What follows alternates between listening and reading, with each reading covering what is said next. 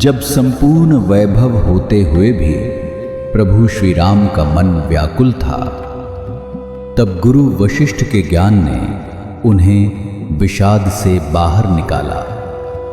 सुनिए बकुल जी की वाणी में। जय श्री राम। स्वागत है सभी का।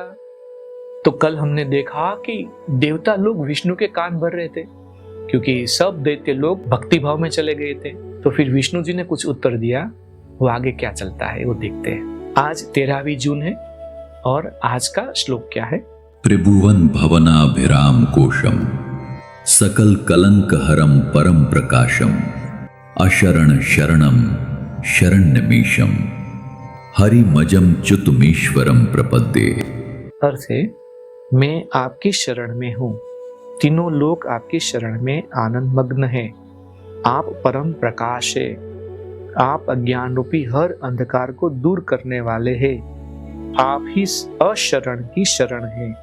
आपकी शरण की खोज में ही हर जीव रहता है और उसे पूर्ण सुरक्षा की प्राप्ति भी होती है। वशिष्ठ ने कहा, उस प्रकार देवताओं को आश्वस्त करके विष्णु अंतर्ध्यान हो गए और देवता प्रहलाद के प्रति मैत्रीपूर्ण व्यवहार करने लगे। प्रतिदिन मनसा वाचा कर्मणा प्रहलाद विष्णु की पूजा करने लगा। इस पूजा का तात्कालिक परिणाम यह हुआ कि सभी श्रेष्ठ गुणों का प्रहलाद में विकास होने लगा। उसका ज्ञान भी बढ़ने लगा और विरक्ति का भाव भी। भगवान विष्णु वहां गए जहां प्रहलाद पूजा करता था। भगवान विष्णु को अपने सन्मुख देखकर प्रहलाद प्रार्थना करने लगा, क्या कि मैं आपके शरण में हूँ, तीनों लोग आपकी शरण में आनंद मग्न हैं। आप परम प्रकाश है, आप अज्ञान रूपी हर अंधकार को दूर करने वाले हैं। आप ही अशरण की शरण है।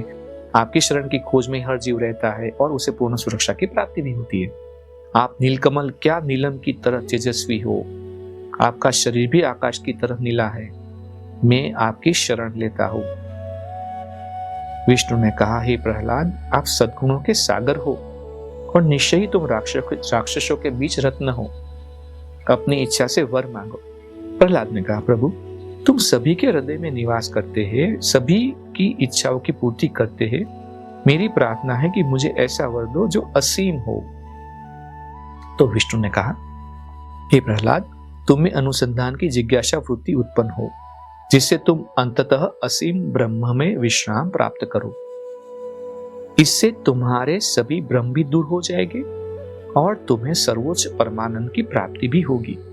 इतना कहकर भगवान विष्णु अदृश्य हो गए। प्रहलाद सोचने लगा, प्रभु की आज्ञा है कि अनुसंधान में निरंतर लगे रहो। अब मैं आत्मा के अनुसंधान में निरंतर लगा रहूंगा। निश्चय ही मैं संसार नहीं हूं।